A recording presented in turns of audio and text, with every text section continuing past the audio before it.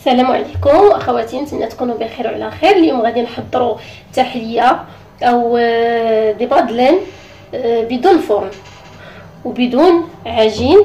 غادي يكونوا منكهين بنكهه الكراميل.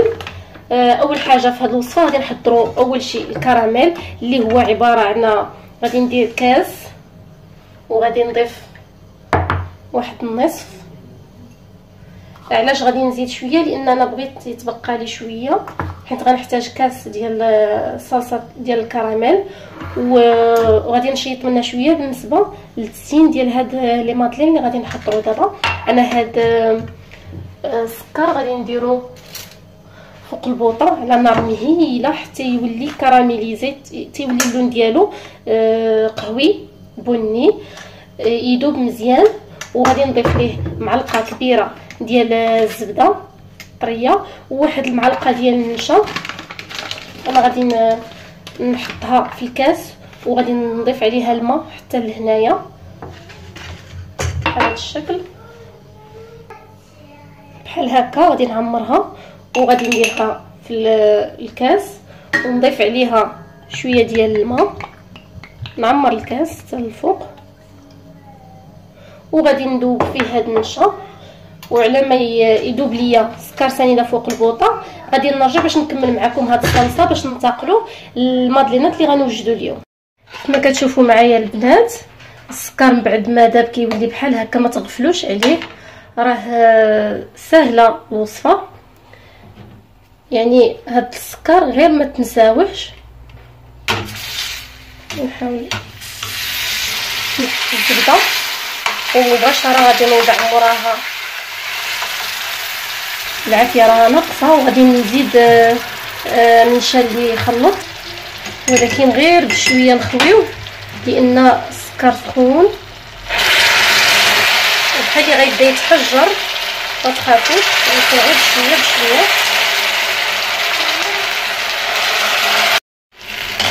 وغير بشويه باش ما تحرقوش يديكم.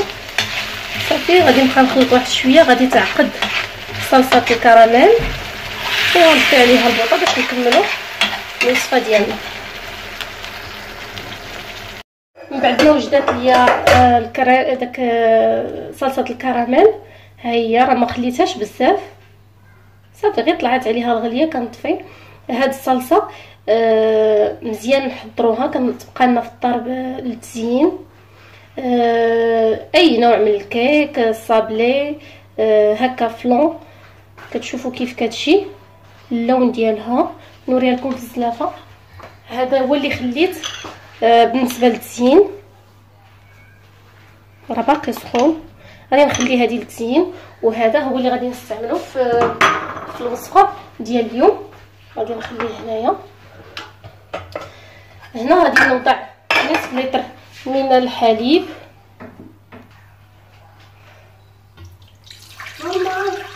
وغادي نضيف السكر بحسب الذوق. غادي ندير 3 ديال المعلقات، 3 د المعلقات. وغادي نزيد الفاني، 2 ساشيات نتاع الفاني لنص لتر من الحليب. غنوضع 3 د المعالق والفاني و5 ديال المعالق عامرين ديال النشا، وكذلك هذوك 2 ساشيات الفاني غنكبهم. غادي نحضروا 2 ديال الانواع د الخليط، واحد ديال بالفاني وواحد بصلصه الكراميل. هذه المعلقه الثانيه، الثالثه والرابعه، كلهم كنعمرهم مزيان. 5 ديال المعالق عامرين ديال النشا. صافي غادي نخلطهم ونخليه جانبا. غادي نوجد كاسرونه الاخرى اللي غادي نوضع فيها كاس ديال صلصه الكراميل اللي حضرنا في الاول ديال الفيديو، كاس و4 ديال المعالق، 4 الكيسان ديال الماء باش نكملوا نصف لتر ديال الماء ما بين صلصه الكراميل وهذا الكاس. انا نصايبو دابا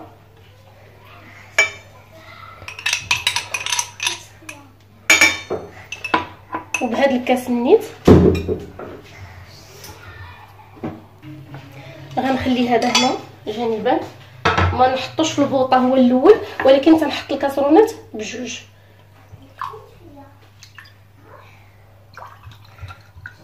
غادي ندير الكاس الاول والثاني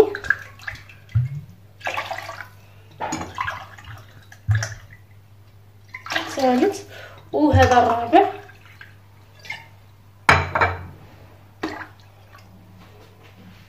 وغادي نضيف هنا كذلك 5 ديال المعالق ديال النشا، وغادي نضيف معلقه واحده ديال السكر، ولكن غادي نخلي حتى نذوق وعاد نزيدها. يقدر يجينا الحلاوه هي هذيك، ما بغيتش انا يجي حلو بزاف. شنو باقي لي؟ غادي ندير 4 ديال المعالق ديال 5 المعالق ديال النشا هنايا كذلك في هذه الكاسرونه.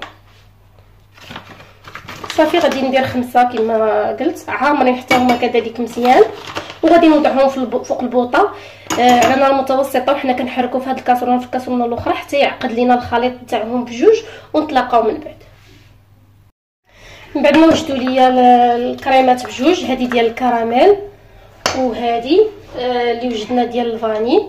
غادي نحاول ما نخليوهاش تبرد لينا في الكاسرونات بزاف، في الكاسرونات هنا بزاف باش يصلح لينا.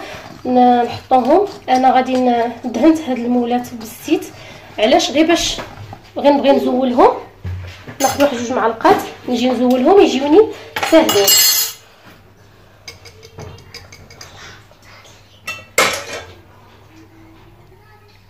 وغادي نبدا نحط هادشي شويه بشويه في هاد الكريمات. غادي نوضع باش يجوني هاد لي مادلين مخطين.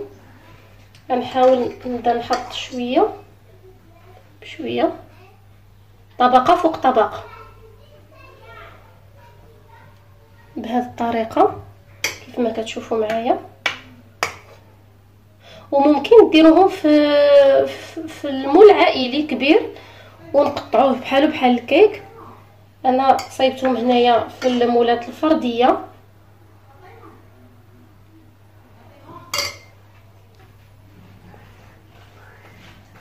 حيت هاد الكريمه هي غادا كتبرد وهي كتشد راسها، يعني نزربو باش ما تجمد ليناش في الكاسرونه. صافي انا غادي نكمل نفس الشيء بالنسبه للمولات الاخرين. بداو كيسخنوا عليا.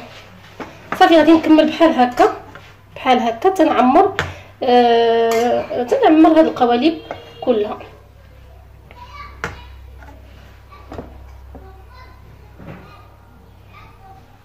صافي من بعد غادي نوضعهم في الثلاجه الا كنا مزروبين، نديروهم نخليهم غير يدفاو ونديروهم في المجمد يشدوا راسهم مزيان، ونديموليوهم في الطبيصلات ديال التقديم. صافي انا غادي نخليهم غير يبردوا ونتلاقى معكم من بعد. ورجعت لكم بعد ما برد ليا لي مادلين اللي وجدنا اليوم. انا هذا الشكل صيبته بالنسبه اللي ما بغاش كاع يزوق ويقدمهم بهذه الطريقه. نحطهم في الطبسيل، نخويوهم من هاد المولات ونديرهم في الطبسيل. وبالنسبه باش كنزولوهم ناخذ غير واحد الموس نقلعوا واحد شويه من هنا، وراه ساهلين ما كيبقاوش لاصقين، بخصوص حنا درنا لهم الزيت دغيا كيتزولوا. كنديروا لهم غير هكا كنضربوهم وكيزولوا بكل سهوله، ومع شدوا راسهم كيبقاو مزيانين. كترش تبعوا غير المقادير مضبوطين، يعني النشا خصو يكون بواحد الكميه اللي غادي يخليها تعقد لينا مزيان. هذه الصلصه اللي وجدت ديال الكراميل من بعد ما بردات يمكن لينا نزينوا بها في الاطباق ديالنا. الا درتو في المولات في المول عائلي كبير قياس اللي بغيتو يمكن لكم تخويا. انا غادي نقطع شويه باش يبان لكم كيجي من الداخل، راه كيجي مزخرف مخطط بحال شي كيك. جربوهم غادي يعجبوكم ان شاء الله، وخليو لي في لي كومونتير. نزول هذا امامكم، ناخذ واحد الطبسيل. هادو كذلك حتى هما غادي نزينهم بديك الصلصه. ممكن نديروا شويه ديال اللوز افيلي او شويه ديال الكوك، اللي بغيتو صيبوه. التزيين كيبقى لكم، كيبقى اختياري.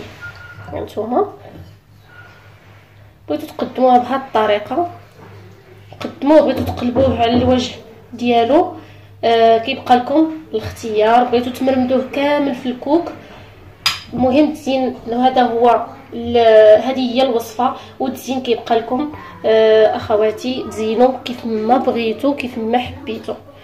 هانتوما راه قاصح وشاد راسو مزيان مزيان. هانتوما يلا بسلامه عليكم، جربوه وخليو لي كومونتيرات والتعاليق رايكم كيف جا ورايكم في الوصفه، وما تنساوش الجيم. وبسلامه عليكم الى فيديو لاحق ان شاء الله.